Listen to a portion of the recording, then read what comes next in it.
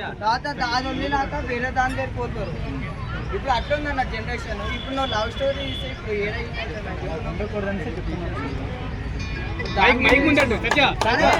Generation అట్లా కాదన్న. ఈ లవ్ స్టోరీ ఇవన్నీ వేరే దాని దగ్గర పోయినాక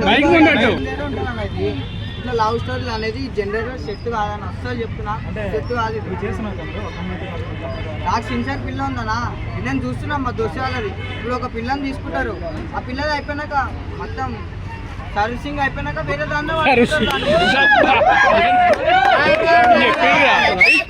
పట్టుకుంటారు. అంతే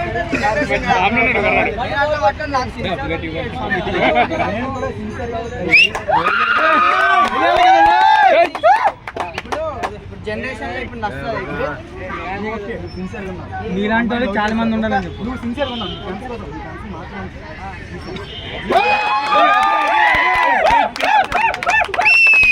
చిల్లరగాళ్ళు ఉంటారు, ఒక దాన్ని వదిలేసి ఇంకొక దాన్ని అట్లా ఉంటుంది బా. ఇది మొత్తం హైదరాబాద్ అంటేనే ఇట్లా. వాళ్ళు నువ్వు ఈడ వచ్చి సినిమా తీస్తా అంటే నువ్వు వదిలేసాయి. ఇప్పుడు ఎవరు పట్టించుకుంటారు? ఇప్పుడు అంతగానం సినిమా తీసుకుంటాం, ఇన్స్టాలలో మొత్తుకుంటాం, పబ్లిక్లా మొత్తం మొత్తుకుంటాం, కానీ ఎవరు పట్టించుకుంటారా? ఒక్కదాన్ని వదిలేసి ఇంకొక దాన్ని ఉంటుంది. ఈ జనరేషన్ అంత వేస్ట్ బై, అంతా తీయదు. కావాలంటే ఇప్పుడు ఈ జనరేషన్లో తీయదు. ఇట్లా అయిపోతే నేను చెప్తున్నాను, పేరు మార్చుకుంటాం. ఈ జనరేషన్ అంటే ఎలాంటి కథ కావాలి? ఎట్లాంటి కథ అంటే రోజు 10 మందితో పడుకోవాలి. ఒక పిల్లని మారుస్తారు ఇక. ఈ జనరేషన్ అసలు వారంలో ఒక పిల్లని మార్చేది ఈ జనరేషన్. తమ్ముడు నువ్వు ఇదే జనరేషన్ లో ఉన్నావు తమ్ముడు. నేను ఇదే జనరేషన్ లో ఉన్నాను.